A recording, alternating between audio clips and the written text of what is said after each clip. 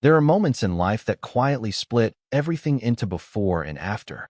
For CEO Richard Lawson, that moment didn't happen during a merger, a lawsuit, or a billion-dollar deal.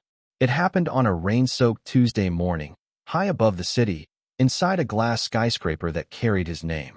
Thunder rolled outside as executives debated profits inside the boardroom. But just beyond those polished glass doors, a different kind of storm was unfolding, one no one was watching.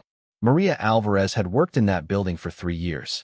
She was invisible by design, always on time, always silent, always cleaning up the messes of people who never learned her name. And beneath her navy cleaning uniform, she carried secrets no one bothered to notice. Bruises hidden beneath sleeves, a swollen cheek disguised by careful angles, pain that had learned how to stay quiet. Until one man finally looked up. If you believe kindness still matters, if you believe second chances can change lives, take a moment to like this video, subscribe to Kindness Warriors, and share your thoughts in the comments. Your support helps these stories reach the people who need them most. Maria was only 26, but she moved like someone much older, measured, guarded, afraid of taking up space. People assumed she was shy. Some thought she was unfriendly. The truth was darker. At night, her apartment echoed with shouting, slammed doors, and apologies that meant nothing.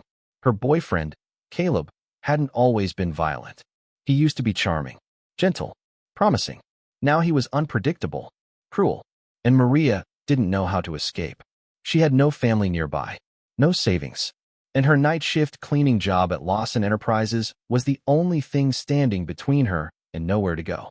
Her body told the story she never spoke. Finger-shaped bruises on her arms, a fresh mark near her jawline, eyes that avoided reflections. Richard Lawson lived in the opposite world. At 38, he was one of the city's youngest self-made CEOs, sharp, respected, feared. His calendar was full, his phone never stopped ringing, and his life looked flawless from the outside. But success had cost him more than he admitted. A failed marriage, a strained relationship with his teenage daughter, and a habit of seeing titles instead of people. He didn't notice cleaners. He didn't notice assistants. He didn't notice anyone below the executive floor. Until the morning coffee spilled. Richard returned early from a client meeting and walked into the executive lounge just as Maria knelt on the floor, wiping coffee from marble tiles, left behind by a careless vice president. She looked up and froze. Instinctively, her hand flew to her cheek. Their eyes met. Not a glance. A pause. Richard noticed the faint purple shadow beneath her skin. He'd seen bruises before. He knew what they meant. A memory hit him without warning. His daughter years ago, crying after her mother's remarriage. How he'd brushed it off. Told her she was overreacting. Maria stepped back. Richard stepped forward, then stopped. Slowly, he raised his hands. Not as a CEO, but as a human being. He didn't ask who hurt you. The question felt too dangerous. Instead, he sat down. He asked if she wanted water, if she needed to sit, if she was safe. Maria shook her head each time, but her hands trembled. When he said quietly, "You don't have to pretend here," something inside her cracked. One tear fell, then another, and then she ran. Richard didn't sleep that night. The image followed him, haunted him. The next morning, he pulled her personnel file, something he had never done for a cleaner before. He saw her wages, barely livable. No emergency support listed.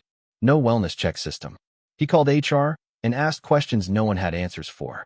What support existed for abused employees? Where were the reporting systems? Why had no one noticed? So Richard became the answer.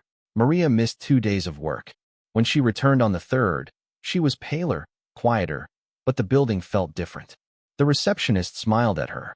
A care package waited in her locker. And later that night, inside a quiet janitor's room, Richard was waiting. This time, he didn't ask questions. He handed her a card, numbers for a women's shelter, a legal advocate, and a therapist.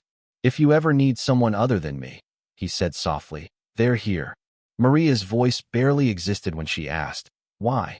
Richard hesitated, then said, "Because someone once told my daughter to stay quiet, and I waited too long to listen." That night, Maria didn't fix her life, but she took the first step. She called the shelter. From there, things slowly changed. Richard paid for her counseling in silence. He approved her transfer to a daytime shift. And inside the company, he began something bigger. Anonymous reporting lines. Domestic abuse support policies. Mandatory empathy training for leadership. Whispers spread. The CEO had changed. He spoke to interns. He learned janitors' names. And when harassment surfaced, he personally escorted the offender out. Some called it publicity. Those who worked close to him knew better. Maria healed. Slowly, imperfectly, bravely. She filed a restraining order. Moved in with other survivors. Earned her GED through company-sponsored classes. One afternoon, she found a letter in her locker. You are stronger than you know. When you're ready, there's a desk job waiting for you. No pressure, just belief. 3 months later, Maria walked into HR wearing a lavender blouse, her arms uncovered, her posture proud. From the balcony above, Richard watched, not with pride, but with grace. If this story moved you, if Maria's courage or Richard's transformation touched your heart, please like, share, and subscribe to Kindness Warriors. Your support keeps these stories alive. Before you go, comment one word that this story meant to you. Hope, strength, redemption. We read every single one, because sometimes all it takes is one act of kindness to change a life.